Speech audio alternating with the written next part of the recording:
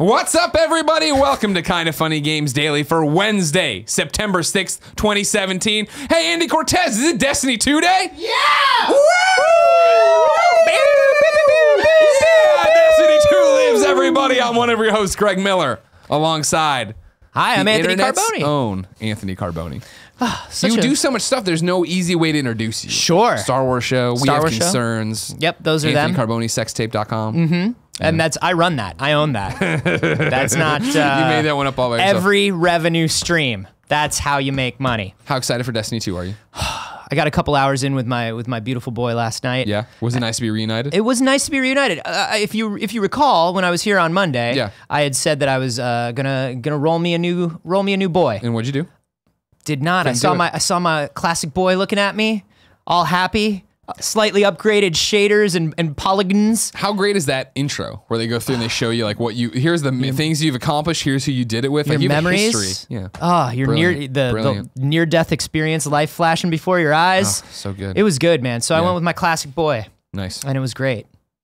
It was great. How was your experience? It's been awesome. Yeah. I just want to keep playing more. Played all yesterday with Andy Cortez, then went home, played more. We're going to play after this. If you're watching live on twitch.tv/kindafunnygames, we're going to do more. It's going to be me, Anthony, and Andrea Renee from What's Good Games. Hey! All here, sitting here with TV screens. Aw. Playing together. How wonderful. In-person fire team. We're pretty stoked about it. If you didn't know, ladies and gentlemen, this is Kinda Funny Games Daily. Each and every weekday on a variety of platforms, we run you through the nerdy video game news you need to know about. We jump in, give you some perspective, answer your questions, maybe read your bad PSN names, have a great time, and today we're going to talk about a lot of Destiny stuff. You can watch live when we record it at twitch.tv/kindafunnygames. However, we don't look at the chat. Instead, you can only go to kindafunny.com/you're wrong. Chime in, tell us what we screwed up as we screwed up. Just the facts, ma'am.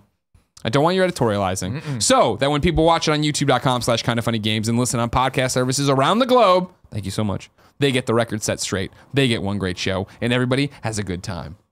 Housekeeping. Party mode is live right now on youtube.com/kindafunnygames. Check that out. And like I said, we're streaming Destiny 2 right after this. And we're streaming Destiny 2 right after this, except for tomorrow, all week. Tomorrow, we're streaming the Gamescast afterwards, where we'll talk about Destiny 2 and kind of review and stuff like that. But for now, let's begin the show with what is, and forever will be, the Roper Report. Time for some news. 5 items on the Roper Report today. A Cheeto is not a chip. That's fair. Thank you. Thank you. Thank you very much, Andy. That was a good dynamite drop. Number 1, if you haven't noticed yet, Destiny 2's clans won't be live for a while. Bungie tweeted, quote, "In-game Destiny 2 clan features will be unavailable for the first several days after launch. Stay tuned for announcements of availability." IGN expanded a bit, not with any more information on it, but more of what's happening with clans if you're unfamiliar. Clans are communities of like-minded Destiny players who are able to journey through the game together and benefit from each other's achievements. Although they exist in the original Destiny, they were only accessible through the Destiny website and function essentially in the background. In Destiny 2, much like the story of Destiny. In Destiny 2, they've been overhauled and brought to the forefront of gameplay, featuring in the user interface and allowing Guardians to join their fellow players on the fly, creating fire teams with other clan members, and leveling the clan up as individual members work their way through the game. Does this break your heart, Anthony? No, because my own personal metagame with online multiplayer games is to see how much of it I can do alone anyway. Oh, okay. So you just want to I'm a very antisocial player. Yeah. Unless it's with specific friends that I know IRL. I'm a lonely boy on the video games. So did you ever join a clan last time? I did not. I did not. Lone wolf in it. Lone wolf in it. We all know that one well. Yeah, yeah. How about you? We formed an IGN clan, I think, early on, and I was in it, but I never used it for anything. Like, yeah. I never raided in the original Destiny, because like I'd fallen off by the time all that really started happening. Right. And so there's a lot of kids tweeting me last night about, hey, I want to join the Kinda Funny raid, or the clan, where is it? And I'm like, well, again, there's one up on the forums and the Facebook and the Reddit that people have made, but there's only 100 in there, and so I say just go off and make it. We made one, me and Andy, and that we're going to get Gary Whitta in. We're pretty stoked about. Right on. Mouse Guards Gary Whitta. Exactly. Mouse Guards Gary Whitta. And go through that, have that ready, and just do it. But I'm not opening that up because it's going to be... it's so complicated to get people in and get them out. And like, Maybe I'm wrong. I want to see what happens with my addiction to Destiny 2 before I invite other people into it, because I don't want to let them down. And I've also found that clans and sort of factions in different games to me really serve a peripheral purpose. Like I joined one in Injustice 2 just because like I wanted to play Multiverse Planets. Sure. And then I found that most people play it the way that I do, where like nobody was talking to each other, nobody was coordinating. Yeah. I don't know. We'll see how important Destiny makes clans and how well they integrate it and what they do. And based on that, yeah, sure, I'll join a clan, but I'm not too worried about them not being. It's that up thing this with week. there being a cap on it of 100 people. I really don't want to go in and take somebody's spot that's not going to. Exactly. Especially because they are leveling it up and doing all these different things. Like me and Andy fucking around, whatever. Who cares? Yeah, totally. And much like the raids, much like the first raid not being available this week, we're all grinding out our first character this week. So I think that's totally fine. Some people, aren't even grinding though. I'm seeing like I was playing. There was level 20 people playing last night. That's crazy. Fuck you guys. It's crazy. I did get to 10. Nice. Smart. I got to 10 and then went to bed. Yeah. That was the thing. I don't want it all to go away, and I don't want to get too far away. I'm not rushing it, man. Yeah. I'm not gonna let the peer pressure rush me through this. Don't do it. You ain't from Russia, so bitch, why you Russian? Number 2 on the Roper That report. was Mahatma Gandhi. That was Pimp Juice by Nelly, actually. Yeah. Abraham Lincoln. Okay. WB won't profit from Shadow of War DLC via Eurogamer. Had you been following this last week, Anthony Carboni? I wasn't following much last week because of PAX. So Mike Forgy, or maybe 4G. There's debate on the internet of how to say, because his little anyways, doesn't matter. Okay. He passed away. He was working on this game, right? They put him in as an orc that you can get as DLC that can be on your team and he'll save you at the last minute. It's really cool. The trailer, that's great. Trailer almost makes you cry. WB says when they put it out, part of these profits are going to go to his family. Not all of them, though. Part of them are going to go to the profits, right? Ooh, WB. $350 of every purchase. I'm going to pick up with Eurogamer, all right? All right. Last week, we reported on Mike, who died at 43, do this, and it's Forgoth the Orc Slayer. Warner Brothers is selling this is the other thing, Forthog Orc Slayer DLC for $4.99, and has said it would donate $350 of every purchase to the 4G family through the 31st of December, 2019. However, small print in the trailer for the DLC revealed that WB Games would only donate money to the 4G family from purchases of the Forthog Orc Slayer DLC made from most of the states in the US, thus excluding countries outside of the US. The small print suggested that if you're in Europe and you buy the DLC, none of the money would go to the family. This detail, buried as it was at the end of the trailer and in a YouTube video description, led some to accuse Warner Brothers of, at best, a failure of communication. At worst, profiting from the death of an employee. We followed up. This is Eurogamer again. We followed up with Warner Brothers to ask for an explanation, and it sent over the following statement. Quote, neither Warner Brothers Interactive Entertainment nor Monolith Productions will profit from any sales of the Forthog Orc Slayer DLC, regardless of the territory in which the DLC is sold. Period. End of statement. Okay. Eurogamer picks back up. Now, this statement, while frustrating in its lack of clarity, does suggest that no matter which territory you buy the Forthog Orc Slayer DLC from, Warner Brothers will make its $350 donation. For me personally, this is even worse of a PR move. Yeah. You know people, because what happened is it got announced. We talked about it on the show. I think it was Tim and me. And I was like, this is awesome. It's a really cool way to honor him. I'm glad they're doing this. I'm glad they're getting to work on something for their friend. I'm glad money's making its way to the family. And then when it was like, well, it's like, because it's weird. It's like excluding certain states. Right. And I was like, that I understand. Certain states have weird fucking rules about charity and taxes and this. I understand you can't do it. But where is that money going? If I'm in Illinois and I buy this, where does that money go? Like, Warner Brothers really needed to get in front of this, because it wasn't, we were like, oh, it's still cool. It's businessy kind of, I don't understand it all. And then it was like, Total Biscuit, like, took him to task. Like, did like a 20-minute video of like, this is fucking bullshit. It's the shortest video John has ever made. And I think Jim Sterling popped up and was talking about it too, of course. Yeah, charitable rules, giveaways, donations. I mean, you've run charity marathons and stuff before. It's complicated. Yeah. You have to, there are ways you have to report things, ways you have to give things, ways you have to set up even taking the money into your accounts. So I understand it, but when you're trying to clear up the fact that you're not profiting off of someone's death, like, really go into detail. Exactly. Feel free to give me a paragraph instead of a bullet point, you know? That's what's going to happen here. This is a total, like, you've bungled it and made the situation worse. Yeah. Because this isn't, and there's going to now have to be another statement, a blog post from Monolith being like, hey, here's how it's going. Even ending this with, we're going to follow up with a breakdown of how this works. Yeah. That's totally fine. Because Sure. I understand even making this statement and then thinking to yourself, man, I got to organize and collate all this information. say that you're doing that. Yeah. Say that you're doing that. Yeah, That's all. This is even worse, I feel like, than what the original statement was. Because the original statement, like, all right, cool, but then, what? That's like... why, if it's excluded in states and countries, what are you talking about? How are you going to donate that money? That's like me walking out of like a Walmart as a teenager with just video games shoved down my pants. And somebody being like, Walmart guy being like, hey, did you put those back on the shelf? I'm like, yeah, no, we're good. No, I did. No, I did. Don't worry about it. That's what it comes off like. Take it at my word. Yeah. I pay all these things I have. No, they're fine. I paid for it. I gotta go. So I'll wait. I'm sure in 2 more episodes of Kind of Funny Games Daily, we'll have yet another update on this. Yeah. Number 3. That everybody from WB Games has run off to the Cayman Islands. All off the Forthog DLC. They all live in Switzerland now. Pokemon Company CEO, and you want to take a crack at that name? Because I'll have to sound it out. Sure. That's Tsunekazu Ishihara. I wish I could do stuff like that. You're very impressive. Thank you very much. He didn't believe in the Switch. This is according to Bloomberg. Bloomberg has a video. IGN translated it, or not translated it, copied it down into text that I used. So here are the quotes from it. I told Nintendo that Switch wouldn't be a success before it went on sale because I thought that, in the age of the smartphone, no one would carry around a game console. It's obvious I was wrong. I came to realize the key to a successful... That's Tsunekazu Ishihara. I came to realize the key to a successful game is quite simple. Software with absolute quality leads sales of hardware. Playing safe can be flexible if the software is attractive enough. Playing style. Thank you very much. Look at you on top of me. Thank you very much. Tsunekazu Ishihara. Playing style can be flexible. It's just so rare that somebody who knows how to host and read shows up on this show. I'm glad you're here today. Still hasn't happened. Playing style can be flexible if the software is attractive enough. Then he goes on to talk about making games and how Pokemon might or might not work and stuff. So I'm going to give you these quotes as well. Yeah. With the Switch, he explained, we see it as a chance to create Pokemon that goes deeper and with a higher level of expression. As a result, that makes it an extremely important platform. Right now, we're using 7 to 8 inch screens, but on a high definition TV, you can express a whole different world with graphics and sound. Until now, games were made as one for one person, but now you can go home and play with everyone. So how do we tackle these themes? And how do we make sure it's not complicated?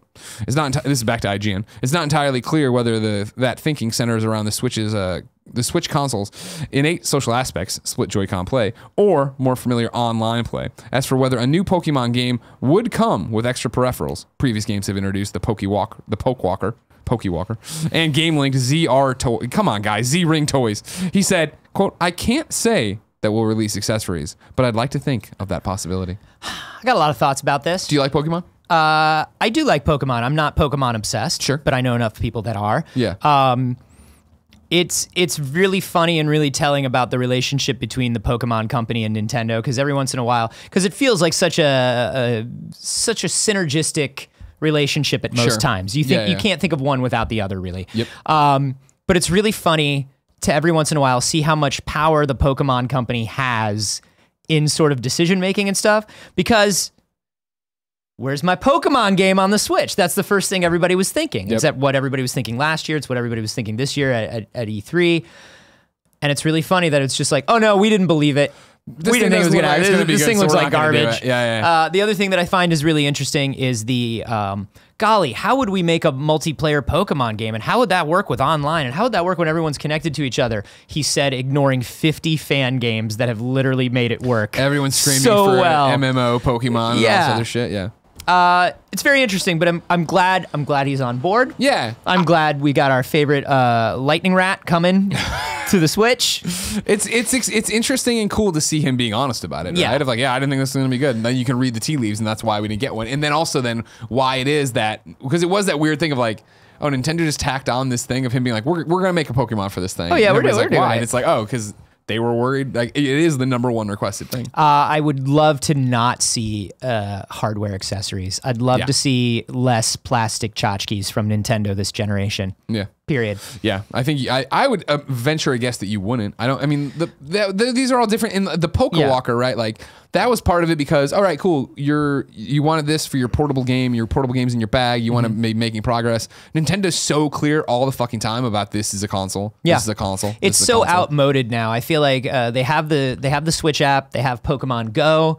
I feel like there are very interesting ways to connect whatever the Pokemon Switch game is to your smartphone if they wanted to add that sort of functionality. I'd like to think we're going to see fewer I don't know, microphones and cameras and boomerangs and whatever the hell it is Nintendo makes. Never count them out. You don't know. Always could be a boomerang. Number 4, Suda51 has finally given some details on this Travis Strikes Again No More Heroes game. I thought this might be one of your games. Of course, announced over the weekend. Everybody's like, what is, or the Nindies event, I guess, last week. Yeah. They were talking, Suda51 was talking to Game Explain, and then IGN put it down into words. According to an interview Suda gave to the YouTube channel Game Explain, Travis Strikes Again will feature similar gameplay to the first 2 No More Heroes games, which employed a mix of motion and traditional button controls. The game will feature motion controls, but more importantly, it can be played entirely with one Joy-Con, according to Suda. Co-op play was not confirmed, but Suda hinted that it was something that was on their minds.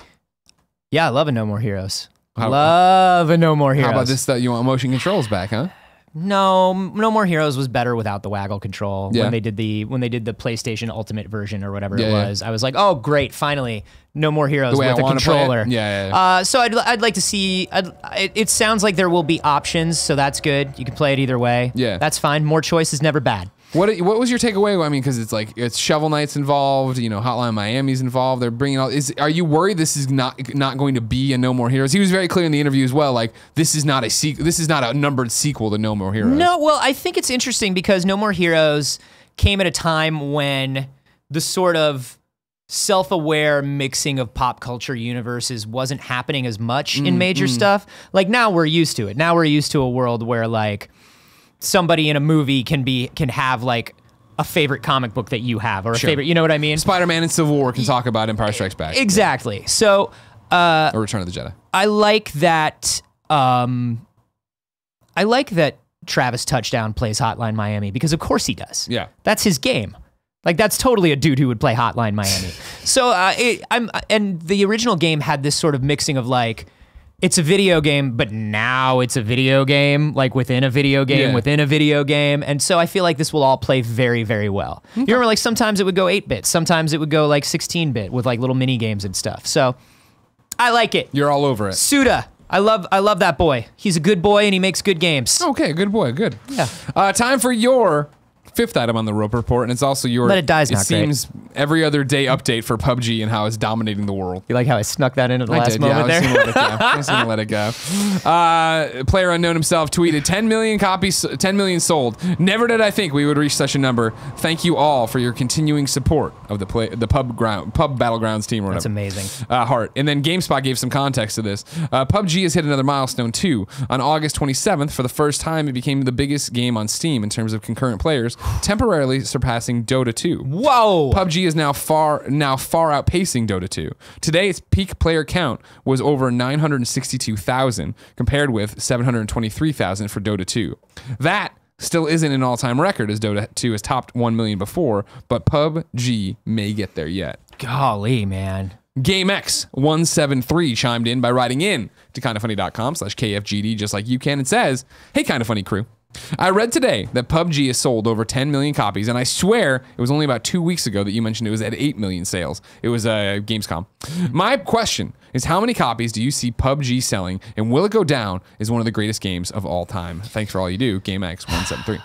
Greatest games of all time is something that it's early to say, hard to tell. I think it's so subjective, too. Yeah. Where I think that's easier. That's for me, honestly, that's the more interesting part of the question. Yeah. What is PUBG sales going to top out at? I have no fucking clue. I don't know if anybody does. They haven't even gone on like any sort of like major sale yet. No, yeah. And it's that thing of like... And remember, like when they start doing sales or bundles or things like that, most games on Steam get a second life. They get like a huge bump in sales. Well, don't forget too that like when you talk about like life to date sales of this as a franchise, like it's coming to Xbox One. It's not even there yet. And then I would bet the house that then it's coming to PlayStation 4 as well. Like, and the people who have already bought it on PC, like myself, to play a few rounds and be like, oh, this is really cool. I'm 1000% buying that again when it comes to consoles. Oh, of course. On Xbox One and then probably PlayStation 4 again, where it's one of those, the sales are going to continue to go fucking crazy in terms of how far this is going to go. I think at the very least, we've reached the point where PUBG is a cultural touch point for games. Whether it will be considered one of the greatest games of all time, I don't know. Depends on how you're ranking greatest games of all time. And that's such a subjective list. My thought on the thing will be, no, it won't be. I don't think it'll go down as a game that's remembered as one of the greatest games of all time. I think it's going to go down as one of the most fondly remembered games of all time. And this is always the arguments we'd get in at IGN trying to do these top 100 lists or whatever, right? Is the fact that PUBG mechanically is a little clunky and a little weird when you watch it and stuff like that, but the experiences you're having with it, right? In a lot of ways, it's the same reason I'm so excited for Destiny 2 is the fact of like me, Andy, and Andrea today playing together and going after. The story's cool so far in Destiny 2, but I'm not going to get to the end and be like, fuck, what an emotional tale. It's going to be like, oh man, it was so much fun fucking around with my friends forever. Exactly. And this is the same thing. Well, that's why that's we talked about it on Morning Show when Destiny 2 starts with the memories. Yeah. It makes sure not to just show you, hey, here are all the major things you completed. It shows you the players that you completed it with. Right. Because it is about those stories. And when I say like this will be a cultural touch point, the last few years and maybe the next few years in games are about the sharing of emergent and unique stories within games. Yeah. Not so much the story of Breath of the Wild, not so much destroying Ganon, but the different things that I did that you didn't do when we were destroying Ganon. Yep. The things that we do together online when we're playing these games. And when people go back to talk about that trend years from now, this game will be brought up. Exactly. Yeah. And I think it's going to continue to sell. It's in the same argument though of like, is Dota 2 one of the greatest games of all time? I don't know if I even I literally don't have enough information personally to tell you if that's true or false. I think so. Yeah. I think so. It's been around for so long and it's like you said, it's subjective. Like, are we comparing it mechanically to things? Who knows? Yeah. But can we name 10 other games that have like multi-million-dollar televised tournaments? Not yet. But it's not yet. Because then I use the same argument too. Is GTA 5 one of the greatest games of all time? Because those sales are enormous, right? It's last check, it was still the best-selling game in the UK this year. Yeah, it's one of those where sales are great and sales that when we sit down and you talk about the greatest games of all time, I think you're always going to be like GTA 3. Yeah. I think you're always going to talk about that GTA that changed everything. Whereas GTA 5 online's awesome and continues to sell that game. The stories were cool and multiple characters, but it's a refining. It's a constant refining and building. Yeah, this is sales don't equate to this is the greatest thing of all time. No, I think personally. Absolutely not. Yeah. It's like saying box office makes the greatest movies of all time. Exactly, right? Well, and that's the thing. Well, then, man, they're killing it with this DC extended universe, aren't they? Hell yeah. Oscar award-winning Suicide Squad. Oscar award-winning Suicide. Which Oscar? We don't need to talk about that. It's an Academy Award. Fucking won an Academy Award. It's probably for Jared Leto, probably. Moving on. Yeah. Well, no, I mean, as just a stinger, man, I can't wait to see what the numbers net out for PUBG. And also, like, the way this thing is... Look at Minecraft when it launched and look at Minecraft now. Right. And the things that got refined and changed and added and just... And that's the thing. When this they keep is early out days. Different versions of this game. Yeah, exactly. Early days. Anthony, I can't wait to play PUBG on my Xbox One and then eventually my PlayStation 4 and earn trophies like a real man. Eventually on my smartphone. My smartphone. Yeah, and on my Nintendo Switch. But those games aren't out yet. You heard it here first. Those games aren't out yet, Anthony. Oh. If I wanted to know what came to mom and grop shops today, where would I go? Well, you would go to the official list of upcoming software across each and every platform as listed by the Kinda Funny Games Daily Show hosts each and every weekday. As if you needed me to tell you. Out today, Destiny 2, Xbox One and PS4. What? Yeah, I know. What? I gotta go. Oh my God. Whoa. And then the only game that could possibly compete with Destiny 2. It could dethrone Senko no Rande 2 on PC. I'll tell you, it was tough for me to decide. I know, right? Well, I mean, like, it's that thing. You can't play Destiny 2 on your PC yet, so clearly. Yeah. So if I'm a PC gamer only, it's a calculated move. It's a Senko no Rande 2 day. You knew you had to get in there. You had to get a part of that. You know what I mean? New dates for you. Call of Duty Infinite Warfare's 4th DLC pack, Retribution, is coming to PlayStation 4 September 12th. And then Pinball FX3 and Universal Classics Pinball come to PlayStation 4 on September 26th. Is that from that dark cinematic universe? Apparently. I hope so. Exactly. They're dark universe. Do I get a Tom Cruise table? Do you care about these pinball games?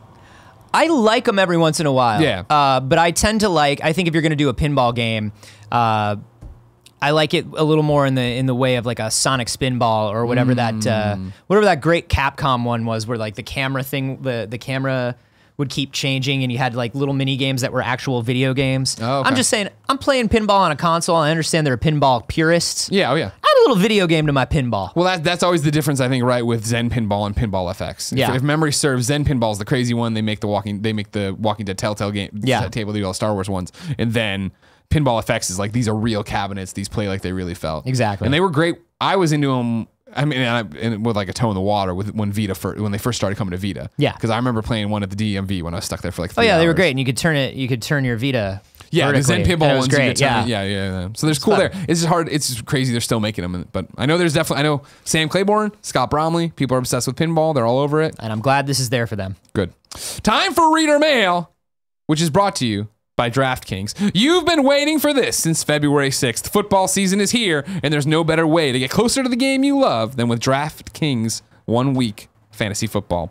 To celebrate, DraftKings is hosting $100,000 contests this Sunday. That's totally free to enter. And if you draft the perfect lineup, you can win $1 billion.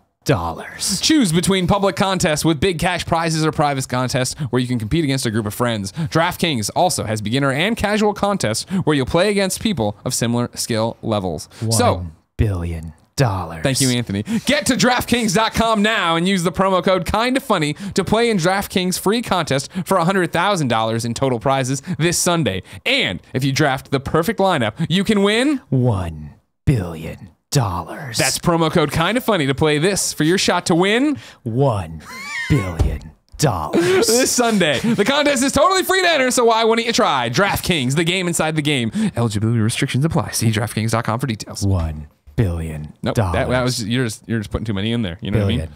What? Dollars. No, stop it. Cool, Greg. Anthony's having a stroke. Get help. Run. Tell the authorities. Billion.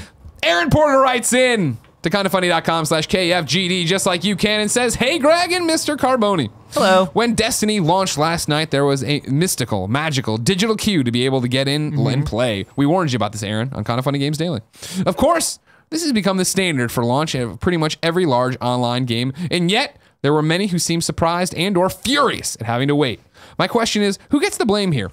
Should game companies build huge, expensive infrastructures at launch and scale down over time, or should gamers do a better job expecting these launch delays?" Huh.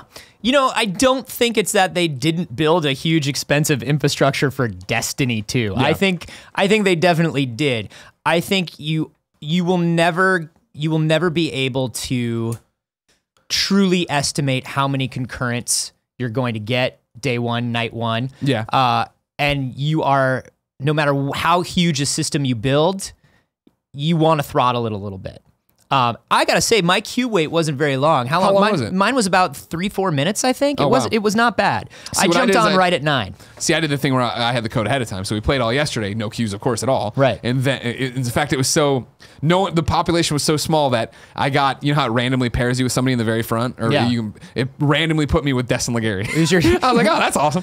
And then by the time I jumped on at home, it was still before anything happened, so I never saw a queue. I was very lucky in the fact of that. But Yeah. how long? You were 5 minutes? You think? Yeah, like 5 minutes. Yeah. It wasn't bad. I think we should expect these things day one, night one.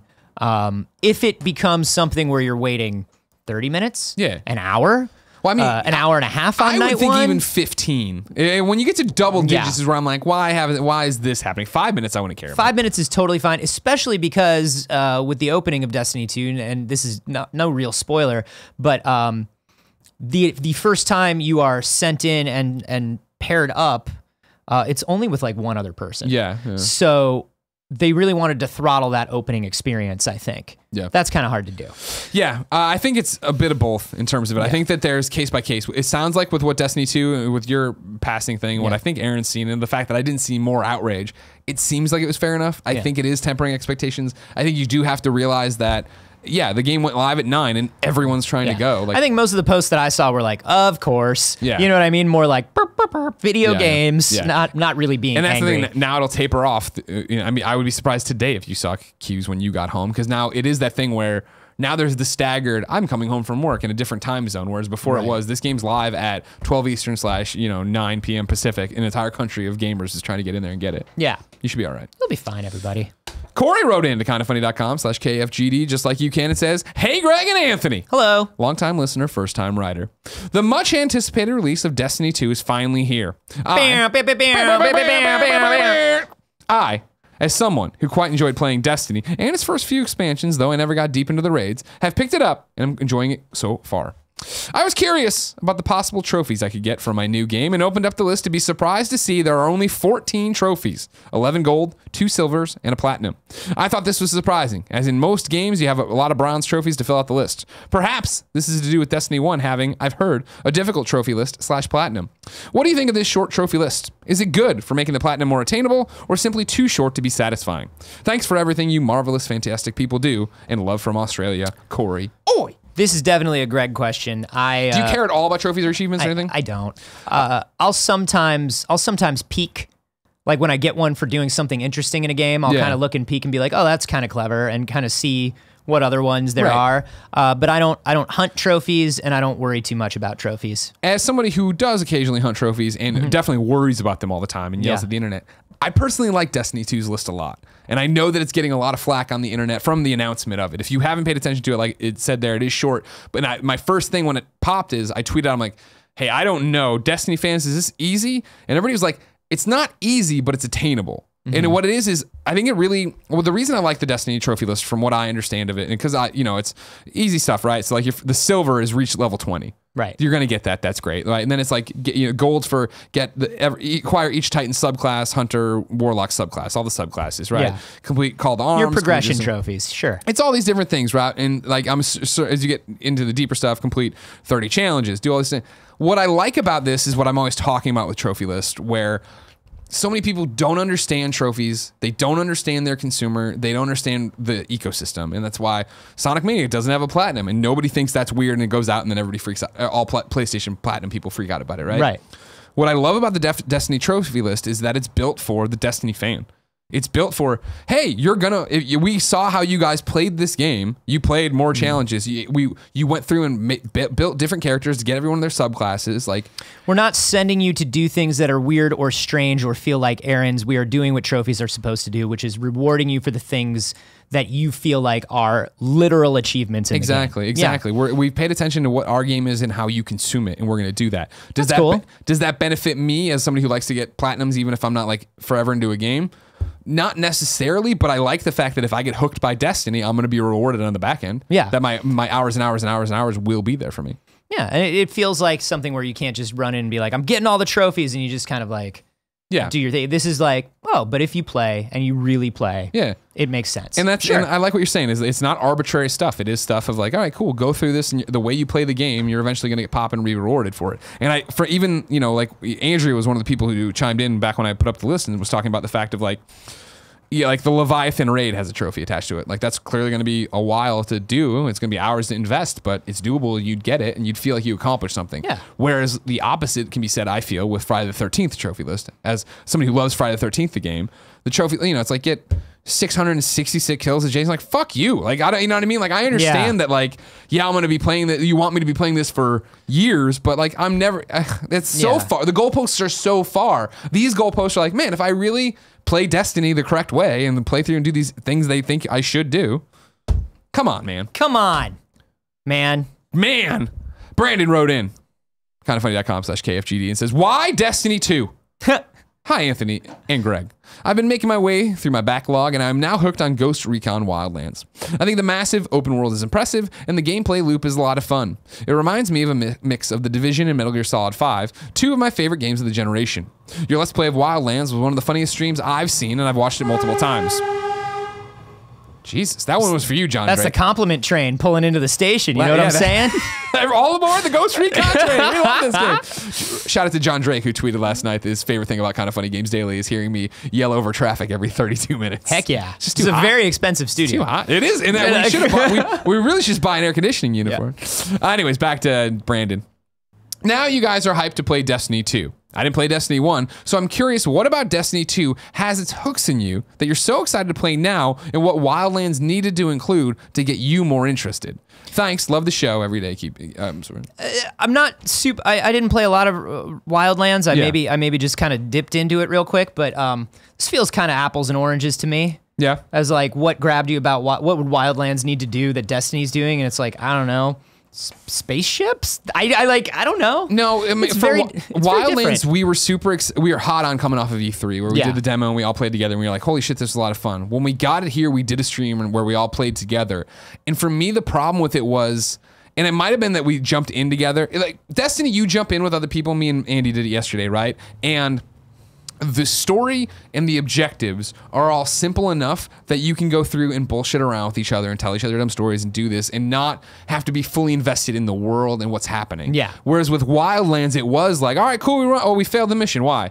And Nick's like, I shot a guy. I'm like, well, is he the host? You know, like, what do you do? You know, is that, it sounds so stupid, but Yeah. like when you're wrangling cats, when we're trying to get it, and Nick and Tim are so excited to have these goofy guns and they're trying to take motorcycles off something. Like, well, can you focus on the, all right, you're doing that. And like, Yeah. yeah, okay, I'm dead over here. Oh, Kevin set off this So random raid. It's for people who want to get in, do something Get immersed. team-based, tactical, play their part, Yeah. be a squad, do the thing. And that's what he hints Yeah. on with like comparing it to Metal Gear Solid 5, right? Yeah. Of like Metal Gear Solid 5 is such a fucking awesome game, but it would have been a nightmare to have 4 snakes running in there and like and Nick's one of them, you know, as we're like, I'm gonna do it stealthy. And he's God, like, I'm not.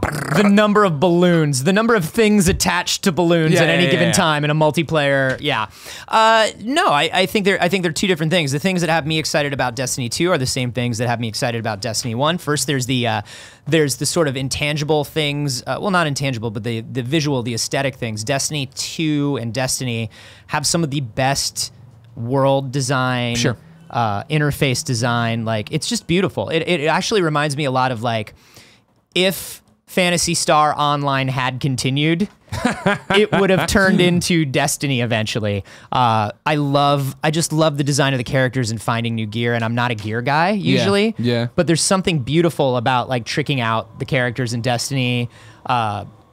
The world is big enough and silly enough, but fun enough. Like I'm riding around on pikes last night. I'm like going through ruins. It's just a good, fast-paced sci-fi shooter that you can play with friends. And it's simple enough and not in a negative way to what Yeah. you're talking about, where I feel like, yeah, I'm playing by myself, I'm playing with them, I'm jumping around. I'm so stoked to get my first shader and change my color and Yeah. put on a new mask. And then I do want to just go off and, hey, I've been collecting these tokens or whatever the fuck they are that you wanted. You know, Yeah. guy who sounds like the guy from Game of Thrones. Here you go, bye. Hello, it is me, a real guy with a real accent. Yeah. Yeah. Here in this church where I am collecting your accent man coins. Exactly. Yeah, all exactly. right. Cool, whatever. That's something I'll- to do. I'm fun. I'm down. That's great. Can I have a cape? Yeah, why not?